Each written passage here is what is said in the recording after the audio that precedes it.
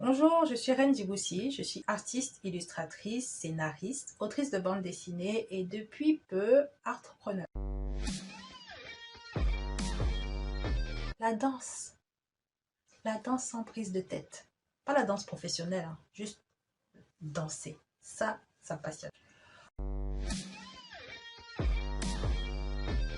Mon parcours.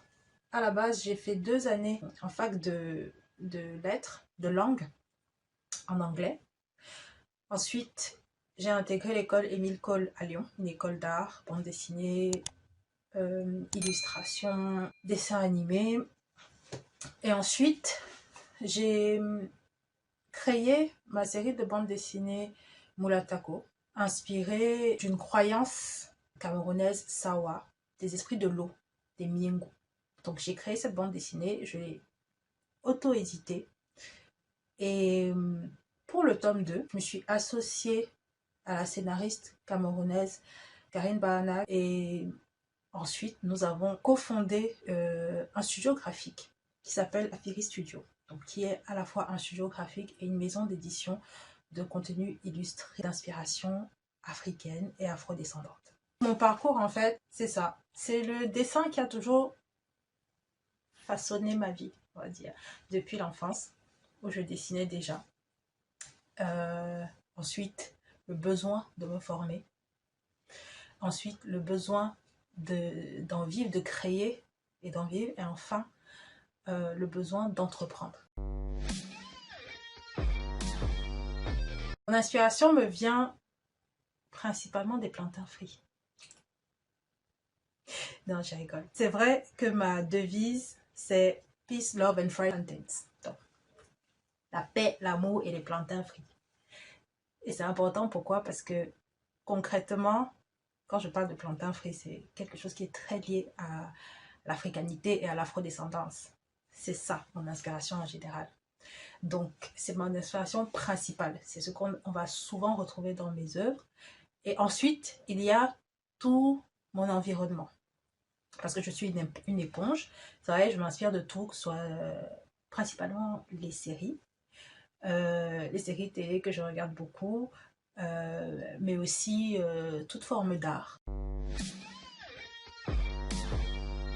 Est-ce que l'outil numérique peut aider à devenir un meilleur dessinateur? Oui, mais ça dépend comment on s'en sert, à quoi il nous sert et comment on s'en sert.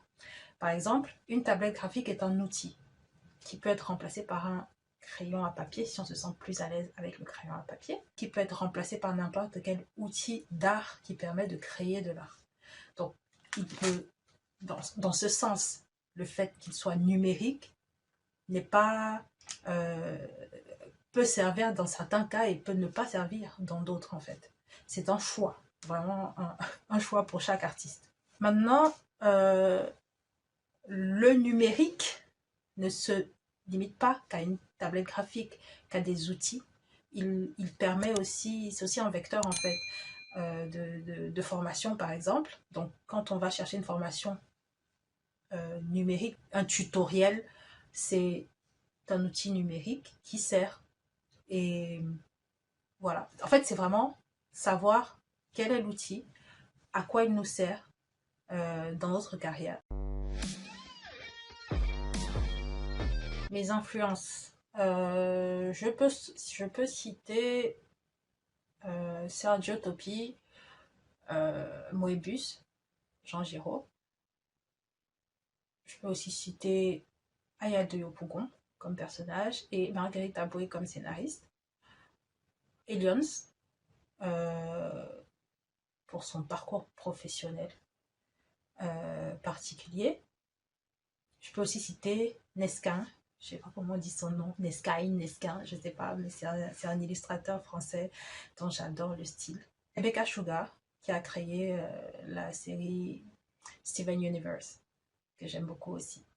Donc voilà quelques références que je peux citer, mais honnêtement, j'en ai, enfin, comme je disais plus tôt, je m'inspire de beaucoup de choses et d'artistes. Mais quand il faut que je reparte aux essentiels, voilà, ce sont ces noms qui reviennent souvent. Mulatako en un mot, Jemeya. Mulatako. Donc c'est une série de science-fiction jeunesse inspirée de la croyance des Miengu chez les Sawa au Cameroun. Donc je me suis servi de cette croyance pour créer l'univers de Mulatako. Mulatako signifie union en Douala et en Maliba. Mulatako, c'est l'aventure de Jemeya, une esprit de l'eau Djengu de 10 ans, médiocre à l'école, qui est décidé à contrecarrer la décision des dirigeants de leur monde sous-marin d'exterminer son école. Et accompagnée de ses amis et de sa famille, elle va entreprendre un périple. Ses amis et sa famille, justement, verront émerger en elle des pouvoirs insoupçonnés qu'on a négligés uniquement parce que Jemeya ne rentrait dans aucune case. C'est une histoire prévue en 4 tomes, dont les 2 premiers tomes sont sortis. Le premier tome, je l'ai écrit et illustré, et à partir du 2e tome, c'est Karine Baranac qui est la scénariste, et le 3e tome est en cours de réalisation. Rejoignez-nous dans l'aventure Mulatako qui promet d'être très belle. Actuellement, je travaille sur une bande dessinée de Laurent Safou, dont elle est la scénariste, et moi, je suis l'illustratrice. C'est un roman graphique qui est prévu normalement pour l'année prochaine.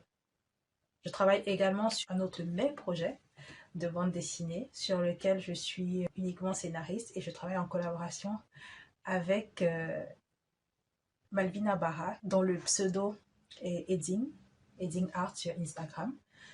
Et j'ai vraiment hâte aussi que le public découvre cette bande dessinée. Je travaille également sur un jeu vidéo avec le studio John Play Games de Michel Kouinja, sur un jeu vidéo sur lequel je suis scénariste, encore une fois, qui s'appelle Ama Chronicles of Lost Stars. Concrètement, ce sont ça mes projets principaux. Quand je ne dessine pas, j'aime danser, regarder des séries et manger les plantains frits. Une anecdote à raconter. J'hésite toujours à te raconter les anecdotes des clients qui ont vraiment une très basse opinion du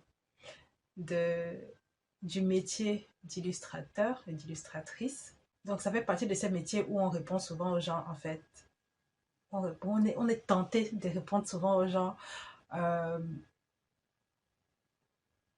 puisque c'est cher, il faut demander au petit cousin de faire, ou à la petite cousine de dessiner à la maison.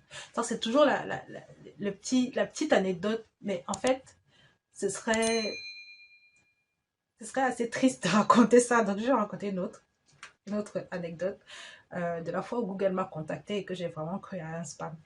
C'était vraiment drôle. Donc en fait, Google me contacte pour faire l'illustration d'un doodle sur la Coupe du Monde féminine de football pour l'équipe qui représente le Cameroun. Et moi, je reçois le mail et tout qui m'a adressé. Je regarde le mail, je fais oh, le spam. Et une amie à qui je raconte ça, elle me dit, mais réponds. Je dis, mais attends, mais Google ne peut pas me connaître moi, en fait, genre avec mon nom. Elle dit, réponds pour voir. Et en fait, non, c'était vrai. Donc, comment j'ai été à ça de mettre le mail à la poubelle, en fait. Les femmes dans le milieu de la bande dessinée. En France, il y a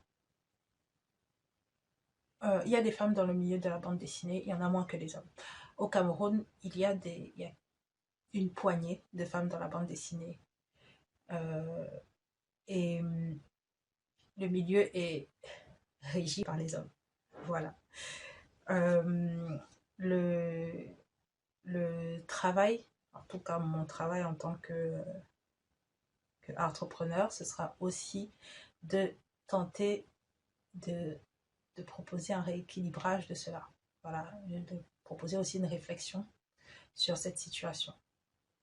Que ce soit en France ou la question du coup se pose aussi du point de vue de la représentation des des dessinatrices et des scénaristes afro dans un milieu très blanc et européen du coup, dans un pays mixte mais un milieu majoritairement blanc, qu'au Cameroun, où là, personnellement, je m'intéresse plutôt à la représentation, à l'équilibre en fait, représentation homme-femme quoi en fait, dans le milieu de la bande dessinée. Donc, la réponse est il n'y en a pas assez, il n'y a pas assez de femmes. Il faut réfléchir à pourquoi et voir comment rééquilibrer ça. En tout cas, moi, ça fait partie des choses qui me tiennent à cœur et sur lesquelles on travaille spécifiquement chez Afiri Studio. Le conseil pour les personnes qui veulent devenir comme moi. Alors, je leur conseille de devenir elles, à ces personnes. Chercher à devenir elles-mêmes. Et c'est très compliqué quand on est artiste de trouver une balance entre qui je suis et qu'est-ce que le monde attend de moi. Donc, moi, c'est vraiment de travailler, de se former, de chercher à se former, de s'auto-former, de persévérer et aussi d'être indulgent et indulgente envers soi-même devant les obstacles qu'on rencontre. C'est une, comment on appelle ça? C'est la résistance. Ce n'est pas le sprint. C'est la résistance et il faut tenir sur le long terme.